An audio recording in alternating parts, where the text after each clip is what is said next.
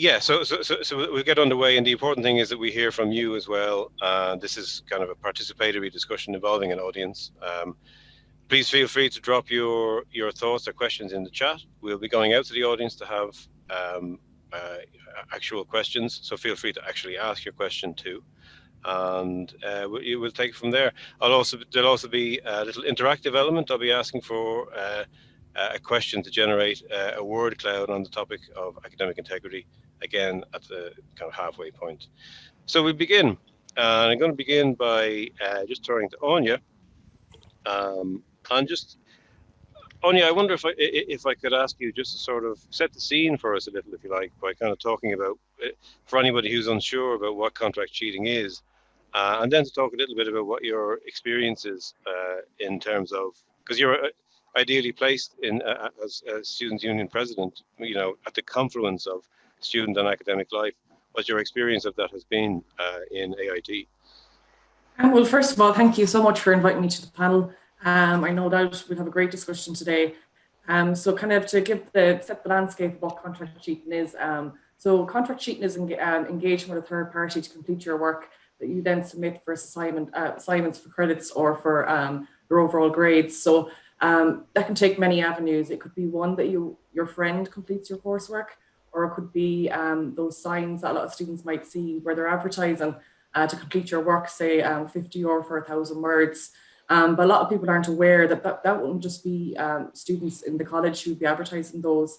Primarily they come from SE mills like in Kenya. There's a great kind of loads of literature online for students to actually engage in, but it's a multi-million euro enterprise out there that kind of preys on vulnerable students and deprives students of that, you know, the opportunity of learning that, because you do learn doing your own coursework, and even if it's coursework, you got, you know, feedback from students from your lecturers to, you know, revise your work and resubmit it. That's depriving you of that opportunity. So it's kind of just highlighting that to students that this is kind of an area out there to not engage with, and to encourage students to engage with the correct supports that are available to them within the colleges, like the library and the academic services. Great. Thanks for that.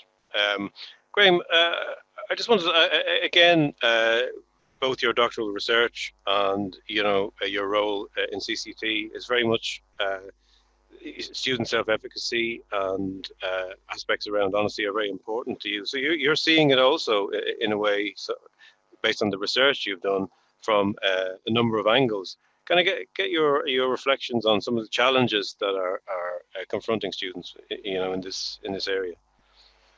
Well, first of all, good afternoon, everyone, and welcome to the session. And thank you for that introduction, Justin. And I didn't pay Justin for that introduction, by the way. So, you know, as an example of integrity.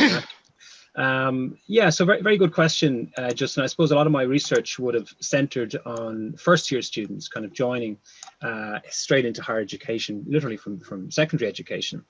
And I think a lot of the time, you know, in those first few weeks, students are trying to, you know, feel out what it is, what's it like in higher education, who are the people around me, how will I fit in, am I good enough? All of these kind of questions are going to pop up naturally.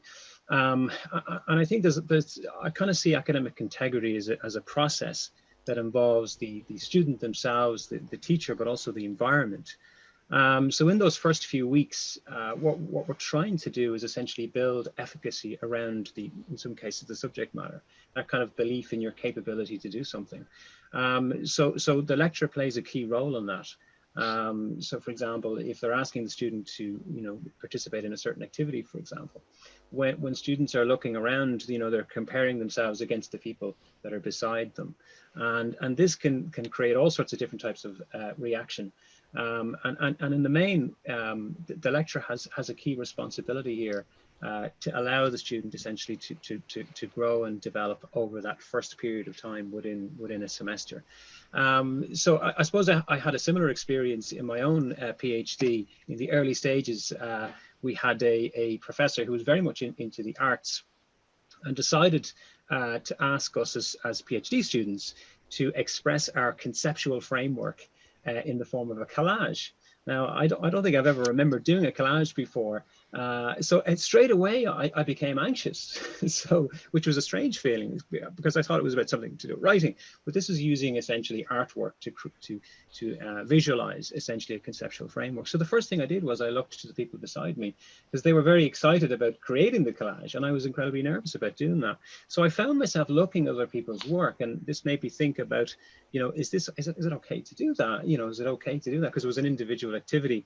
And subsequently, after the creation of the collage, the lecturer I found was really supportive in terms of going to each person and saying, and actually looking at their collage and going through it, even though mine looked very, very different, but clearly the best, there's no doubt. It was interesting to look at everyone's work because each person had done their collage in a very different way and expressed it in a different way. And then the point of efficacy is the next time we were asked to do that, I was much more comfortable in engaging the activity because I knew the lecture was open to my interpretation of what we were trying to do.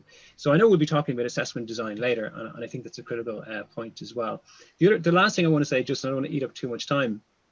I chair the Academic Standards Board in CCT, and when students are in front of us, what I think internally is, how have we potentially failed the student? What's our role in this process as well? So it's not just pointing the finger and going straight into the punishment. I internalize that and I say, what have we done to help the student in terms of them facing these particular opportunities, if you will, that are in front of them and those temptations. So I suppose that's, I'm looking at it maybe from different perspectives, but I'll leave it at that for the moment. So thank you, Justin.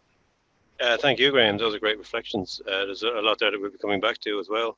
And I mean, we speak of facing temptation, and in a sense, Jane, I want to sort of turn to you and ask about what that temptation ultimately entails in the context of contract cheating, because there's an awareness level that we're never sure of in terms of the actual risks involved. And I'm just wondering if you could yeah, like what I've decided to focus on, and I can be a little bit scary with my New York accent, is threats and dangers. Okay, so contract cheating has many levels. It's a thriving business, and it's really quite a sophisticated business model which exploits learners' vulnerabilities. So this is beyond having another student help you with your work, or having a family member or something like that. This is actually a business. So one of the things that I don't think that students are very aware of is that because all of these transactions take place online, you email, predominantly online, you email them, you say, I need help with my, my engineering assignment. They say, fine, this is what we'll do for you. You need to send us a PayPal payment or a credit card payment.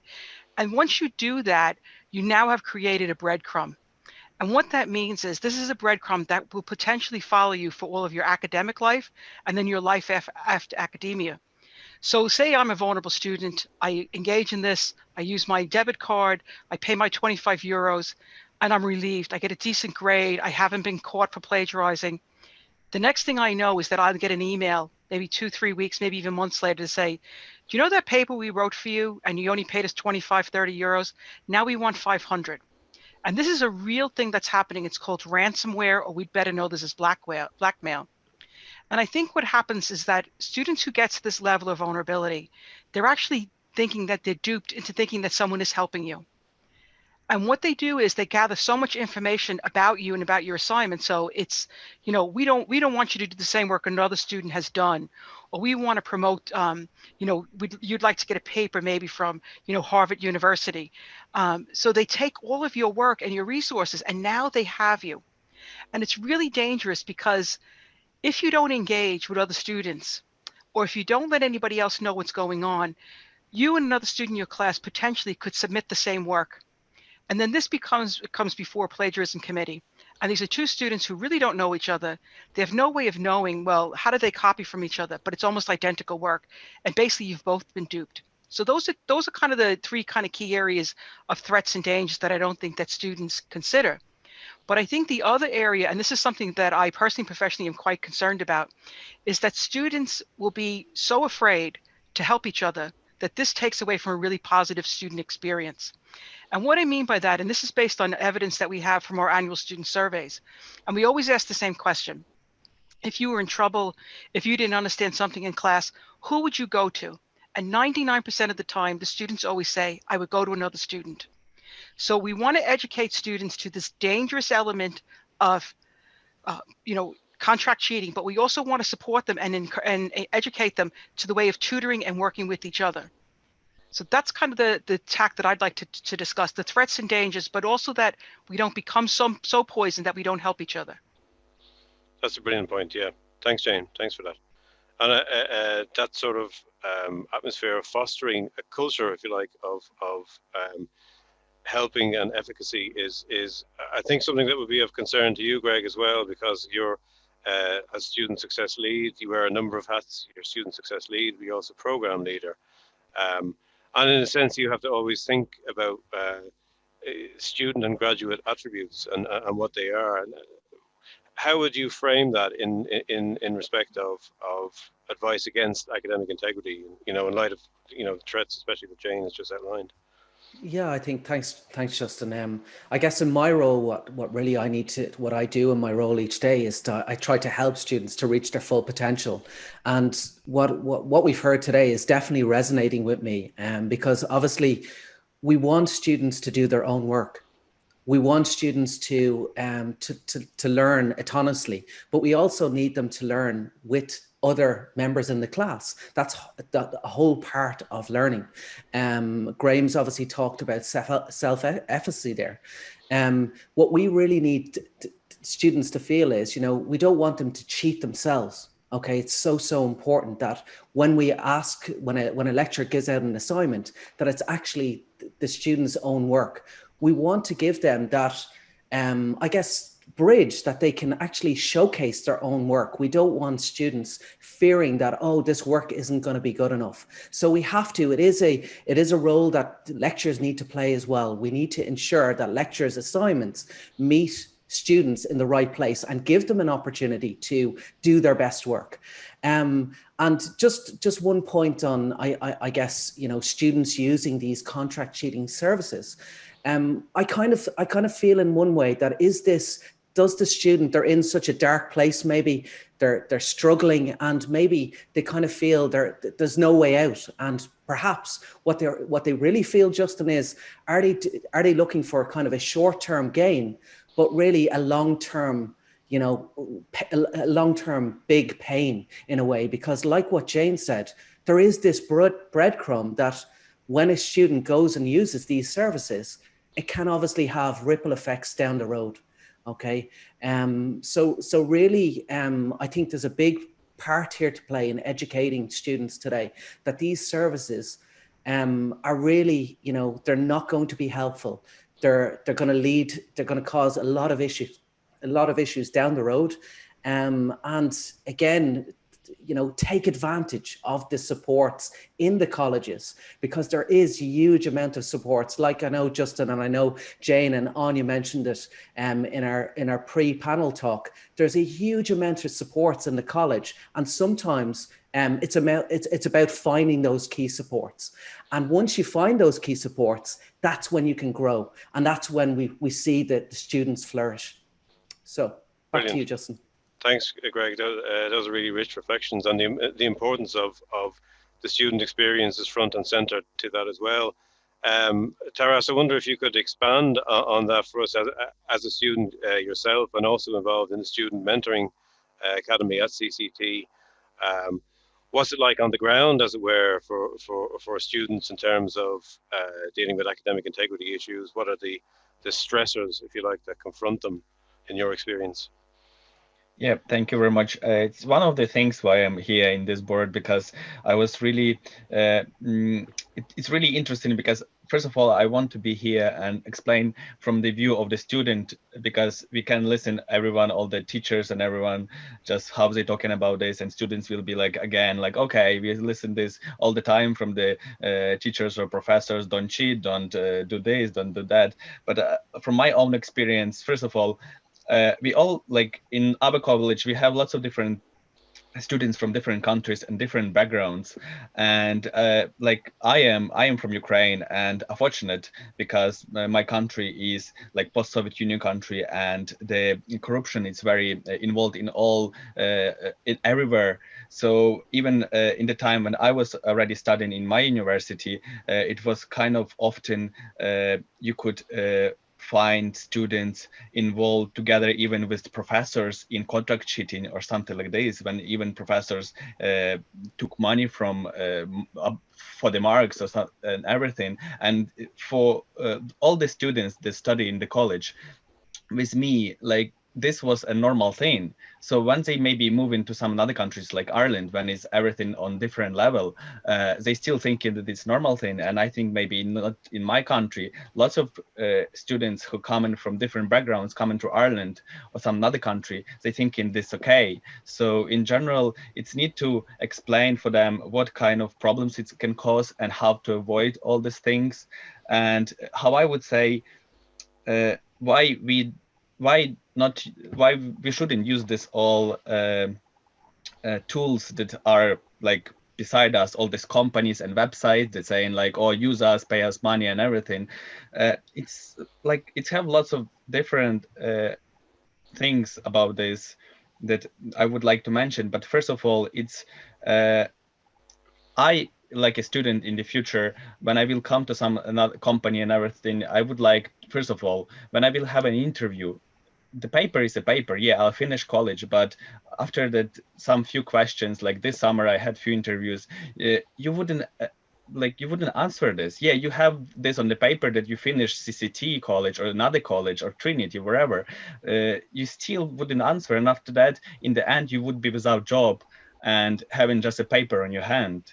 The secondary, I am involved in the mentoring academy to help students in our college, and I'm really happy to help. I'm happy to help because I want to succeed everyone in our college, because I think when the all students are together and they will study really well, like maybe someone from my college will go to some another job and they will be happy about the students. They will say, oh, he worked really well, and after that I will come to this company, I will and they will look on my certificates, they will be like, oh, CCT, I have one student from, like we have one worker from the CCT, he's really well, I would like to take him. The level of the college going upper and upper with the students that can do their job and they know what they're doing. They have a good skills and they work hard on their skills. This is one thing that you always can rely on.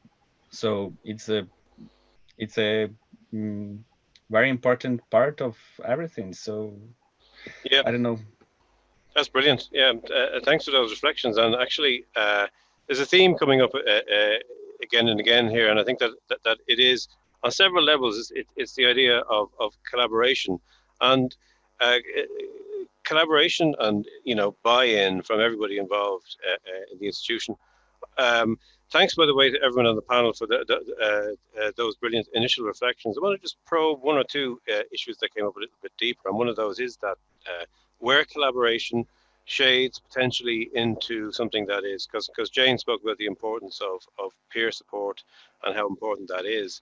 But there is also, is there a risk involved in collaboration being taken too far? And how do we reinforce that message, among students? Anybody who wants to come in, that's a general roundtable. I think that's part of the educational responsibility that we have as third levels, is that our students know the difference, and that we work with our lecturers and our academic partners, in giving them skills and advising them on the way they develop assessments to minimize any kind of plagiarism or copying, and it's an ecosystem approach. I think so, and I think Taras hit on a really important element. If there is contract cheating going on or plagiarism going on, and students are not involved, when they go out into the real world, they're tarred with the same brush. Yeah. Because if you have people who are, if it becomes known, or if it becomes, it comes in the public domain at all, or if there's suspicions, people have these degrees but they can't do the work, that tarnishes everybody. Mm-hmm. So I think it's, and I'll ask Anya to come in on this because she was speaking about this quite a bit the other day. That's a really important element for students to own it. Yeah, you know? No, I definitely agree. And just to go off what Jane said there, I think it's definitely a synergetic kind of approach between the college, the union, and the students themselves to be aware of these kind of things out there and to go towards the sports that are available towards them. And it's like taking ownership as well for your degree. Like you work so hard to go into college, you choose this degree, it's what you want to build your career on. So don't deprive yourself of the opportunity of learning is the most important thing I think to take away from it. Yeah, actually that chimes with some lovely comments that are coming through the comment stream here. Jane says, so important the students don't cheat themselves from of their learning experiences, and from Joe Tierney that they're effectively allowing somebody to steal their potential, and that's quite a resonant phrase actually. That it's and this goes back in a sense to what Graham's anecdote about the collage is, that students can stumble up against internal confusion and internal anxiety quite soon, and it can be difficult. It can be difficult to sort of for them to vocalize. So getting the message across as a kind of a culture within an institution is very important. Any more thoughts on that, Graham, or anyone? Yeah, well, first of all, I've been absolutely inspired by everyone who's speaking here, and the chat is flying here, so it's incredibly exciting. I presume this is a 3-hour discussion because it's very time limited. But I suppose the first thing, Joe definitely is up for a 3-hour. I could see that. But I definitely want to say that I think one of the flaws in higher education is that when we talk about group work, there's a general kind of eye-rolling experience that happens, not just from the students, but also from teachers. That's my own experience of it. But I think what we're not doing is enough group work that's non-assessed. We're not allowing students to play out that role of being honest in terms of making the mistakes, if you will, with informative assessment. Everything is assessed straight away, so the anxiety is already there, assessment anxiety from a very, very early stage. So, and I'm not saying that's easy, because as I said, in terms of the process, the environment sometimes, I mean, lecturers are teaching a huge amount of hours and more students than ever, so there's that pressure there as well. So I do get that. But I think something else that I want to throw in here, Justin, is that we kind of look at academic integrity and we kind of jump to plagiarism as a kind of the outcome, but it's not always the case. No. So again, coming back to my honesty piece here in my code here, an example of that is, with my students, I ask them maybe to do a piece of research, and what they're doing is they're thinking about me and what my expectations are. So what they do is, let's say we're talking about business process re-engineering as an example. So they automatically think that I should be writing something that's almost like a masterpiece. So they go and find stuff in books that they don't understand, and they cite these pieces in books that they don't understand, but it looks cool, it looks good. So when they submit that piece of work, how am I supposed to provide the support they actually need when they're presenting things that they don't even understand themselves? So again, it pushes the problem down the road. So it means that I go back to them and say, that's interesting, you read that book, why don't you read this one? And they don't even understand the fundamentals. So it's not plagiarism, it's just they're not being honest with themselves. And again, are we creating that atmosphere for the student? It's just another way to look at it as well. And I think that's another factor. And I see that in first-year students, but I also see this issue in fourth-year students as well. Why can't we allow our students to be honest and say, I don't know that, but I'll write something basic for you. Is that okay? And that just seems to be unacceptable. So I have a problem with that. That's my just a little rant. If I may. Yes, Joe. There's a former student in the room here who would have had experience that as a third-year student. I see her laughing there on the right-hand side. And went through it herself and had incredible ability at the time and didn't really spot it herself, I don't think, but certainly it came to the fore. But one of the points is that sometimes as academics, I'm not really carrying everybody with the same brush here, but we write in a certain way or are expected to write in a certain way. And while fundamentally there's nothing wrong with that, but when you come from second level education into third level education, that is absolutely terrifying. That is really terrifying, and we as lecturers, I'm speaking for myself, we fear simplifying the writing because other people might frown on the work or it might not get published or so on and so forth. And I'm very fortunate today. I'm 10 years with AIT, and I got a piece of work today. There was a 500 word piece for a student that was absolutely stunningly brilliant, well written, clear, concise English, and written really well. And I was just to say that we have to stop frightening them with heavy-handed, if you like, writing at the start. It needs to be a process to build up to that. So, Jane, did you have your hand up there? Yeah, I know. I just pick up what Joe was saying. Is from my experience being as a lifelong student, but also as a lecturer, I think that students need to have opportunities to fail, and they need to have opportunities to say, "I need help." And I hope that I've put that into my teaching and my pedagogical approaches. But there's nothing worse than feeling like I don't belong here. And first years feel this a lot, but also masters. Like I teach masters level students. A lot of them feel like I don't belong here. Everybody knows more than I do. So I think it's important that we give them opportunities to, to show that vulnerability. And you can do that yourself as a lecturer. You can show your own vulnerabilities. But I think, the semesters are so short. The minute they hit the floor, they're being assessed. And one of I think the best advice that I was given as an undergraduate, because I really struggled, my first year in college, did I fit in? Did I belong there? I came from a working class background. I didn't know anybody who went to college. And I said to my lecturer, I can't do this. I don't know how to do it. I don't fit in. And he said, listen, you don't make that decision. I don't make that decision. You went through a rigorous process to get here to this college, this third level. That decision was made for you. And once I kind of had that relief, and I think important to say that to students, the CAO, you're leaving cert, you definitely belong here. Take that element out of it. They don't actually get to make that decision. The decision's been made for them. So once they're in, you say, okay, you're in, let's relieve that. It's okay to fail. It's okay to mistakes. I mean, to make mistakes. The moment times I've screwed up in my career, like I'm lucky to have a job, but that's part of learning and developing. So it's not the end of the world to not do well on your paper, but it is the end of the world if you don't get feedback and you don't know how to make it better. You don't go to the writing center, you don't go to the library, so then it just becomes a fester. So I think it's a whole process that we need to do. That's a brilliant point. Yeah, thanks for that. Marie, did you want to come in there?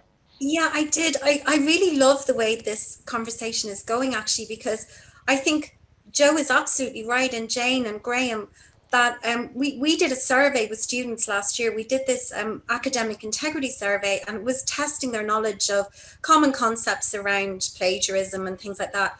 We got the most surprising finding, and the finding that we got, the dominant finding was, I fear academic writing. When it came through, that was the number one finding. I fear critical thinking, I fear academic writing.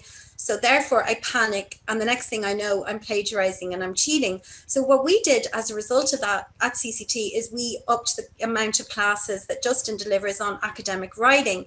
And that was a surprise outcome. We thought we were going to have to up the classes on referencing. And I think you've really hit the nail on the head there. And I love as well this idea of not being able to fail that Graham mentioned there, and Jane as well, and Joe. Some lecturers are very clever in their use of diagnostics. They call them diagnostics. It's a very fancy word. Basically, they just give a low stakes, low risk kind of task for students to do at the start of the semester. And it will reveal fairly quickly if some students need a little bit of support with academic writing, or there's students that don't understand quoting or referencing. And it's a safe, as you said, Jane, it's a safe way for the student to fail and not be failing in their very first big substantial assignment, which is sometimes what we're setting students up to do. And I just love this point that's coming through, that we really need to focus on critical thinking for students and teaching critical thinking. And they're coming in from secondary school where they're learning everything by rote, as Joe said, and then they're coming in and it's absolutely terrifying. Suddenly they have to display these critical thinking. And what I would love to see, I attended this fascinating webinar yesterday, which was offered. QQI has a calendar of events for Academic Integrity Week, and it was about Sligo IT and creating a culture of academic integrity. And what they found is that we have to start integrating academic integrity and critical thinking right into the syllabus, into the curriculum. It tends to be a standalone thing that sometimes runs alongside, or features for an hour in a program. And it's amazing because it's actually the central tenet of academic life, producing honest work based on critical thinking. And yet it's something that we just sort of tack on here and there, maybe as run-along, stand-alone classes offered by the library. It needs to be integrated right into the module, including stuff like, you know, as Jane mentioned there, how you collaborate with students and don't commit academic impropriety. What is contract cheating? How you could find yourself in these awkward situations. And somebody made an excellent point. I think it was Cora in the chat here is absolutely one of the best chats I've seen. It really is. It's more than can be possibly done justice to, actually. I'm almost tempted to say I would plagiarize it, but given the nature of this topic, I can't, clearly. It's just absolutely amazing. But as Cora said, it needs to be run right through the academic lifespan of the student, and not just something we maybe do at the end or just before the thesis topic at the other end. You know, at the beginning and the end, we tend to do it a lot. That's very true. There's so much going on in the chat, as you say. I just wanted to read this from Catherine. We must also provide the support to develop the necessary skills of writing, just like you were saying, Marie, to be able to achieve. The question is, who should do this? We tend to think someone else should be doing this because we don't have the time in the class or the confidence. So that addressing it at that level and building it in at that level is hugely important.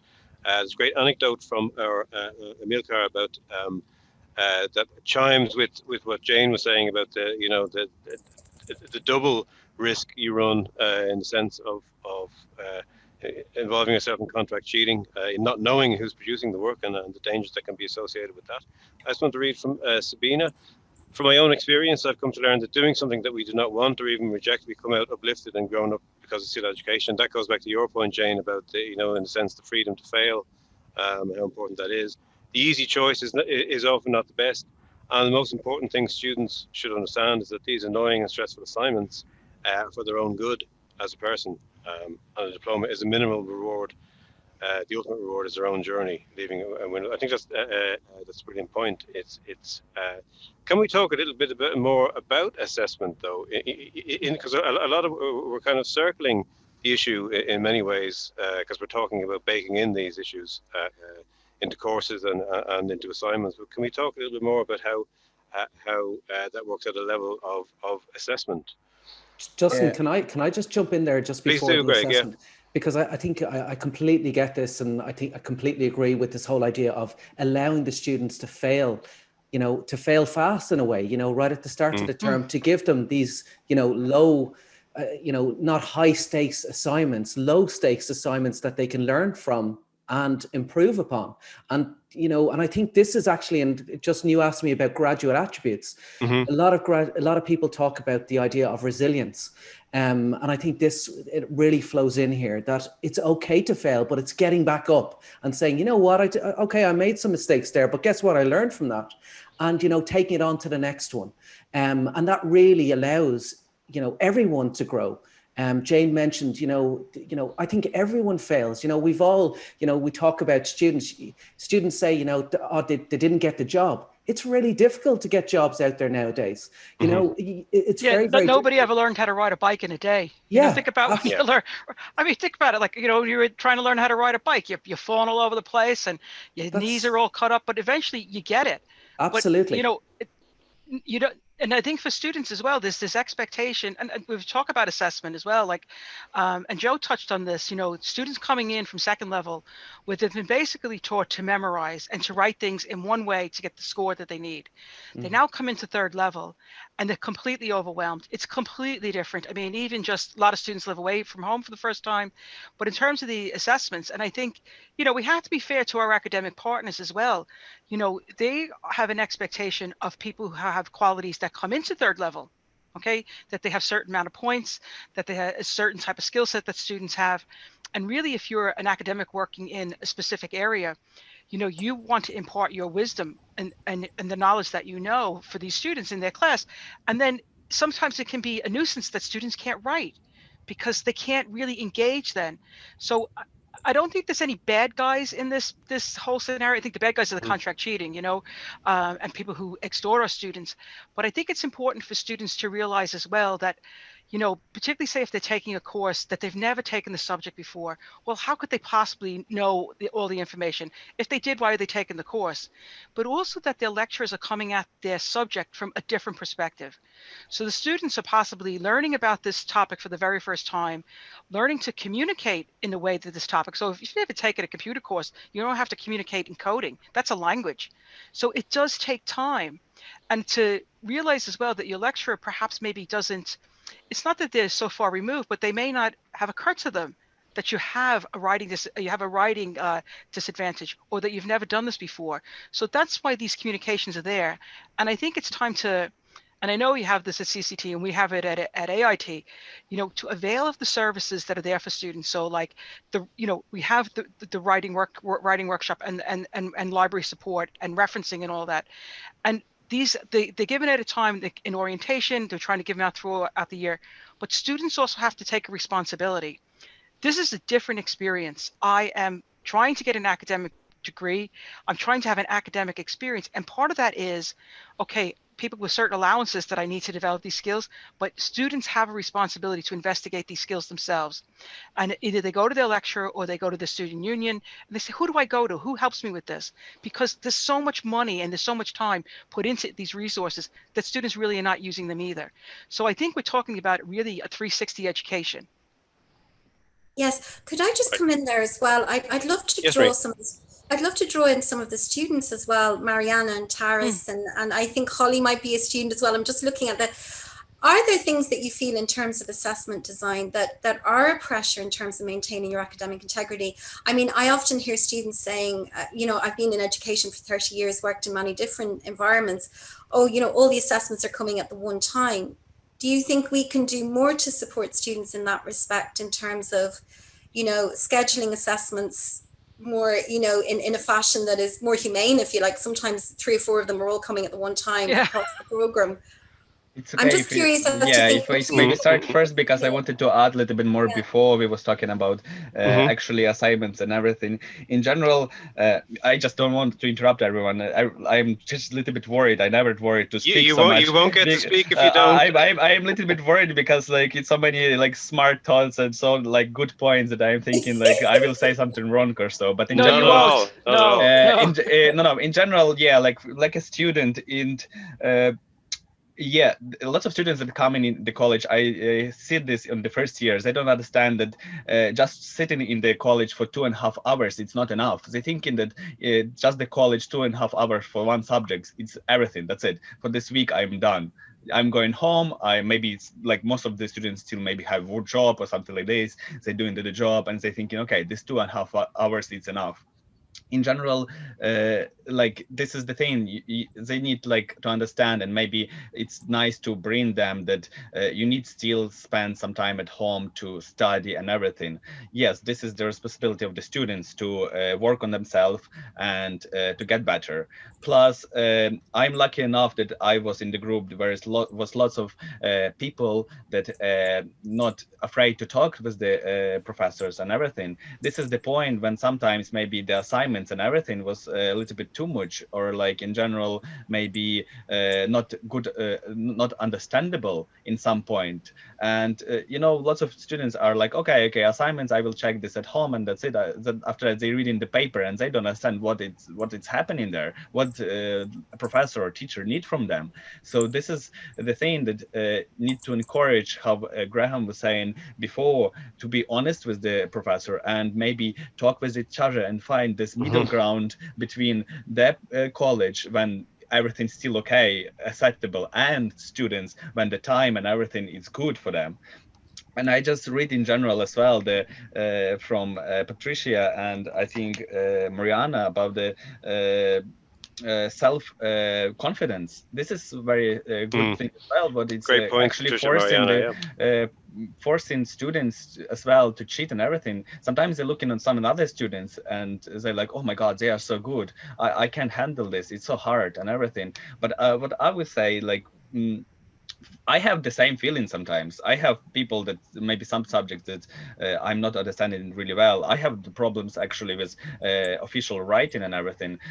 I was lucky enough to have some friends in the group that they helped me with. I'm still not good enough, but they helped me to put my writing on the better level. But this is the problem. Sometimes you're looking on so many students as they like so good, or like even in other colleges, you're thinking like, oh my God, I'm already like 28 and some guy 24 already writing own like maybe machine learning some apps and everything. In this point, you just need to like explain them that for everyone, like you don't need to compare you to some other people. You need to compare you to yourself yesterday. This is the thing. If you want to get better in everyday life, you just need to get better than you was yesterday, and then you will get better and better and better. I see so many, like even Patricia writing here in the chat as well. And I remember her in the first year, she was so lost in some points and everything, and I was lost in some points. But with help of each other in the group, I think some of the students at the moment in my group may be even better from me in some points that I am. And it's good. This is making some good competition, and I want to get better as well. If I would know that in my group it's so many students are worse than me, I would be like, okay, it's so easy. I will get out from the college. I will get a job like this. Bam, bam, bam. But no, now I see so many students are so good. It makes me work even harder. I'm like, okay, I need to do more. That's a brilliant point. Yeah. Thanks, Taras. I just want to call your attention in the chat to a little link to a Mentimeter that I've just put up, which asks a question about academic integrity. If people could go on to it and leave their reflections, that will generate a little word cloud that we can come back to at the end. There's really so much happening in the chat. I just want to pick up upon a couple of points and feed them back into the discussion, if I may, from Amilcar, the importance of summative assessment v formative assessment. From a student point of view, it's more important to get the marks than anything else. And at the end of the day, the marks are getting you the diploma. So you have this, you're always negotiating that impulse as well. From Joe again, the people involved in contract cheating, I think this is a very important point, know what we do. They know the language we speak, and they exploit this with people at a time when they have many other fears. It's sold as an easy way to make the grade. That is something that, in a sense, we have to confront, isn't it? About about the whole issue of contract cheating head on, and that it's very difficult to always be aware and at a student's side when they're at their lowest point. Just anybody from the panel have any reflections on that challenge? I think Yeah, sorry, Maria. No, I just wanted to say in the sense of from a student point of view, is exactly that sometimes people just feel so overwhelmed with the assessments, and then even though they started the year thinking, I'm going to learn, they focus on the marks because as well the teachers as well sometimes, okay, you have to focus on the marks, look at the marks, these are the marks that you have to achieve, and then the students get so focused on the marks and forget about the learning part of it. And then they get overwhelmed that they cannot achieve those marks because they're not really understanding, and then they're afraid of talking to the lecturers, and it becomes a snowball. Yep. Yeah, that's true. Sorry, Graham. Thanks, Mariana. That's a brilliant point. Graham, you're going to come in there, or? Yeah, just thanks. And then Jane. For that. It's very good point. Again, it's it's in that situation, isn't it? And I think it's the contract cheating companies don't necessarily go looking for the students. The students go looking for them, and I think that's for a variety of reasons, and pressure can certainly be one of them. And it's kind of that easy, quick fix. And I think it's a lot of this is to do with looking at the here and now and not looking at the future, and it's just a reaction to a situation, and not considering the implications and repercussions of the action in the long term, which is a bit like having that extra chocolate bar on a Saturday night after you've had 10 of them. You're going to pay for that tomorrow, but it's the here and now, and completely unrelated. But the point is that I think sometimes students just find themselves in this kind of panic mode, perhaps, of reacting to something. But it's a slippery slope. And we talk about academic integrity, we could be also referring to integrity in general, because I imagine this perhaps slips into other aspects of an individual's life. So it creates perhaps a bigger problem too. Something that we talk about in IT a lot. Greg would be aware of this as well. With regards to the sensitivities around data, and of course trying to instill that ethical viewpoint on how we manage data is also part of this. But anyway, that's my point. Thanks, Graham. That's great. Jane, you were going to come in there. Yeah, I wanted to come in just to kind of talk a little bit about these threats and dangers as well. I don't want to be harping on the negative, but I have two areas of concern. First of all, that I could only imagine the state that a student must be in if they turn to using a contract service like this. And I can understand the pressure. There's lots of reasons why that would happen. My other concern is that perhaps for a student within my own institution or students generally, that students would find themselves not only in that situation, but then find themselves subsequently in a blackmail situation and feel they have nowhere to turn. And I'd just like to, particularly for AIT students or, I'm sure with CCT, but other students, there is always someone you can go to. Never feel like that you're so boxed in that you can't get out of this. The worst case scenario is you can come for help. If it turns out that you did plagiarize for your course, there are lots of ways around to solve that. But just never feel like there's no way out. Don't ever give anybody that power, because there are people who are in your life. There are people who are in your third level. They're your friends, your academic support. There is always someone who can help you. So never to feel like you've hit a point of no return, because that can happen to people. And I think it's only exacerbated by COVID-19, because not only are we isolated from each other, we're isolated from our connections. So this is great. We can all see each other. Like, I leave today feeling great. I've seen a couple of friends and colleagues and some new people that I know here, but it can be profoundly lonely. And there's nothing worse than feeling isolated and lonely and then feeling desperate and someone putting pressure on you. And then for your own self to let yourself down, to feel like you have no way out. I just want to enforce that for people, for everyone here. Never feel like that. There's always somebody who'll help you. That's so brilliant. True, that's a really positive message. Thanks, Jane. Sorry, Marie, go ahead. And also as well, Jane, there's a great point that there are so many mechanisms. For example, even just a simple thing like an extension. You'd be amazed, lecturers are so approachable. There are mechanisms within the QA system that help students. There are mitigating circumstances, forms if people are unwell. Sometimes students get so sort of blinded by the pressure. And I think Joe made an excellent point about the fear. It's the fear. And they don't avail of these very routine mechanisms that will get them out of this situation, or maybe take a class if they're struggling with referencing. One thing I'm very interested in, which I think is probably one of the key questions to come out of today, is who is responsible for educating academic integrity? I'd be very interested to hear from the students. Do you think it's the role of the library? Do you think it's the role of faculty? Do you think it should be a mix of all those people? Do you think it should be integrated in your program? It would be great for us to have a takeaway from today about where this sits, where this education sits for our, all of our respective institutions are constantly working on this area to support you as students, Any student who wants to come in there, please do. That's an excellent question. Yeah, please do, Anya. Thanks. I think it's a collaborative approach, really. I think we all have responsibility here to ensure that students don't feel like this is the only option for them. And just to reiterate what Jane said, there is always support there. There's always mechanisms to get you through what you might think might be a difficult situation, or you can't get over this assignment. There's so many supports available to you. I'd never feel like you're isolated. There's always a better avenue to contract cheating. And actually, you're making me think, Anya, there's also the role of student mentoring as well, and student support. We have a student mentoring academy at CCT. And I'm sure, as Graham mentioned, the support there amongst students, I mean, that probably is very helpful in this context as well, to have some kind of a mentoring academy or student mentoring academy or some kind of peer support academy. We do it here at CCT, and that is very helpful as well. So I just thank you, Anya. I'll just hand you back to Justin there. I'm just sort of interested in this because I work in enhancement, and we're always trying to enhance and have a good takeaway from this. Thank you, Anya. That's brilliant. Thanks, guys. Would you believe that we're getting close to the end, but I do want to actually get some final reflection. I want to read out one, I always like a difficult question in the chat. It's always good to get things going. From Sabina, the question I'm asking myself is, a student who decides to cheat, is he interested to learn? I mean, it's an interesting one to reflect upon.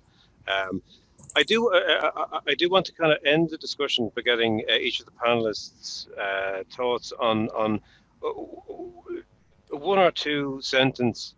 How would you frame, because we've discussed already the threats involved and ransomware and so on, as Jane has outlined. What is the best way the panelists think of just framing the discussion of contract cheating as a way of advising students not to do it, essentially, if you had to condense it? Anybody want to come in, or we can just... Yeah, just very quickly, I suppose we're coming back to, I'm going to, this t-shirt, Andy, I'll just wear forever and just circle the honesty piece. And it's okay to be honest, to tell us where you're at. And for me, that can avoid so many of the difficulties. So yes, the contract cheating and those companies for starters, but also the lying to yourself in terms of what you know, is I see that for me is a very important aspect of academic integrity as well. So I think that honesty for me, to be honest, and as Jane has highlighted, there is always somebody and people that you can go to that are very, very happy to listen to you and help and support you, and trying to underscore that continually throughout the journey of a student through a cycle of a program is really important. Excellent. Thanks, Graham. Anyone else on the panel? Jane? Yeah, just, oh, sorry. Go ahead, Jane. I guess my takeaway for people is, try not to compare yourself to others. You're oftentimes you're inside looking at someone's outside. So, it's that person in the class who seems really smart, who's, they seem to be getting all the good grades. They're prepared for class. You never know really what's going on with people. So don't try to, I'd say don't compare yourself to other people. Don't be that interested in what people are getting for grades. You're there to learn. Your lecturers and your academic institutions, believe it or not, it's in our best interest that you succeed. We don't want you failing out, okay? So that's another reason why all these supports are there. But just believe in yourself, and, just take your own counsel. And if you're worried and you say, so oftentimes students project this type of thinking. And I often say to my students as well, like, well, how do you know that? Who told you that? I was thinking that. And I said, okay, give me the 6 numbers for Saturday. So try to kind of just always, if you're in doubt about yourself, say, well, how do I know that? And if it's you telling you that, tell yourself to shut up, and ask somebody else for help. That's my takeaway. Brilliant. Thanks, Jane. I love that. Greg, you were going to come in. Yeah, I was kind of, in a way, it's just following on from what Graham and Jane said, is, just be yourself. Everyone else is taken.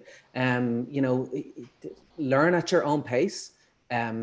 Take advantage of all the supports, the Student Mentoring Academy, the learning supports in your college. Find out about them. Reach out to people. We are kind of living in this perfect storm at the moment. It is so easy to get siloed, to get kind of cordoned off, where you feel that there's no, out option. But there's always an out option. There's always people, in your class or lectures there to help. And please reach out to people. That's really what I'd like to pass on. Brilliant. Thanks, Greg. Anya, do you have final reflections? My final reflection is kind of to take ownership of your degree. You've worked so hard to get in and take on this career choice. Don't deprive yourself of the learning opportunity and everything that comes along with it. So just believe in yourself, believe in your self-worth, and you're well able to do it. Brilliant. Thanks, Anya. Taras, any final thoughts? Yeah, in general, just first of all, just to understand that this short goal, just to get the mark, it's not worth it when you will have in the end the end goal, when you will get this job and you will have the knowledge and skills. It's more important than this mark. And in general, just to understand that, like, it's the knowledge and all the stuff, it's like building the house. If you will put there like some cheating or something like this will be a really like bad brick, and when it will be a bad weather, the whole house will just fall off, and that's it. So try to build your house with nice solid bricks, and after that you will have a like really nice future. That's a brilliant metaphor to close on. Thank you so much, Taras. I've just, as you can see there, I've just opened the little Mentimeter word cloud thing that was going on during the discussion to what are the merits of avoiding contract cheating. There's some great responses there. Thank you, everybody, for that. Pride, integrity, developing skills, confidence, saving money. That's quite an important one, actually. True learning, active learning, peace of mind, capability, self-satisfaction, genuine learning. So that's the word learning comes up again and again there, and in the context of Graham's favorite word, honesty, as well. So that's great. That's great, positive upswing to end on. I want to just take the opportunity to say thank you to the brilliant panel. Anya, Graham, Jane, Greg and Taras for a fantastically rewarding discussion, and thanks to everybody who came. The chat was so much more lively than I could possibly do justice to, so thanks to everybody who contributed to the discussion, both by asking questions and by putting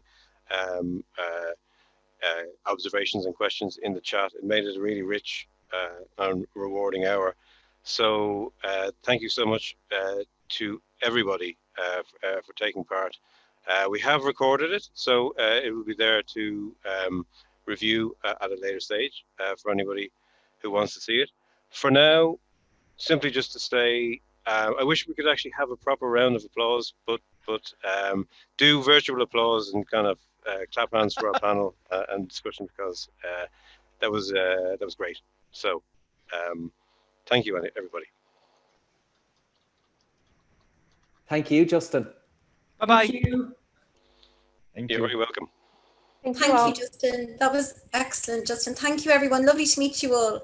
Thanks, Thank you. Marie. Thank you. Thank you, Jane, Thank and you all. thank you, Anya, and Bye all bye. involved. Thank you, guys. Thank you for having us. It was brilliant. Thank you.